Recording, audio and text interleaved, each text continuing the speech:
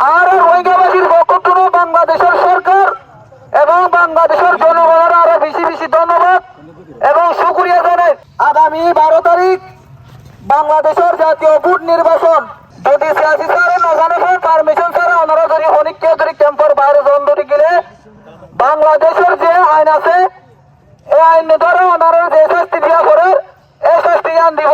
আর মৌসুমী নেফারা register ক্যাম্পের যেদুন মাল হাল কলাসন আর যেদুন আরেস্টের মাল হাল কলাসন ওনারা লেখান জরুরি হবলে রাইছি জিয়ানেলে ওনারা ব্যাগ করে জানুন। এই নির্বাচন করলে শুধু বাংলাদেশের নাগরিকতা যারা আছে একমাত্র শুধু বাংলাদেশের মানুষের লাই তাহলে আর যেদুন রোহিঙ্গা মা কল হালক কল দাদা কল দাদিও কল আছি এক ওনারে জরুরি খবর প্রদান দেয়। ওনারা আগামী হালিয়াই দেয় 10 তারিখ 11 তারিখ 12 তারিখ 13 তারিখ পর্যন্ত ওনারা হনগীয় হনু হাসারে ওনারা ক্যাম্পের বাইরে ন যাবেন। যদি বিশেষ ওনারা তো হনু জরুরিও মেডিকেল হনু চিকিৎসা খরচ দিতে গেলে ওনারা তো অবশ্যই হামাকা সিয়াসি স্যারের পারমিশন লাগিব।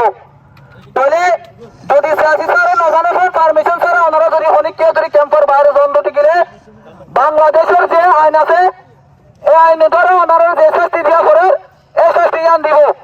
তাহলে যদি ওনারা হনিককে দরদ দিতে গেলে ক্যাম্পের হন জিম্মাদার ওনারা আবাস তুলি না পারিব ওনারা মাতি না পারিব। তাহলে আনলাই ওনারা বিশেষভাবে হওয়ার ওনারা একজনের দ্বারা পুরো রোহিঙ্গা জাতির বন্যান নবান। তাহলে আনলাই আর রোহিঙ্গাবাসীর পক্ষ বাংলাদেশের সরকার এবং বাংলাদেশের জনগণের আরো বেশি বেশি ধন্যবাদ এবং শুকরিয়া জানাই। আর রোহিঙ্গা জাতির যে আরো আশ্রয় দিয়ে আরো জায়গা দিয়ে থাকি বললো ইয়ানাল্লাহ আরো বাংলাদেশের মানুষেরও বেশি বেশি শুকরিয়া জানাই। তাহলে একজনের দ্বারা যেন পুরো রোহিঙ্গা জাতির বন্যান নবান ওনারা অনেকে একদিন মানিবার চেষ্টা করিবেন।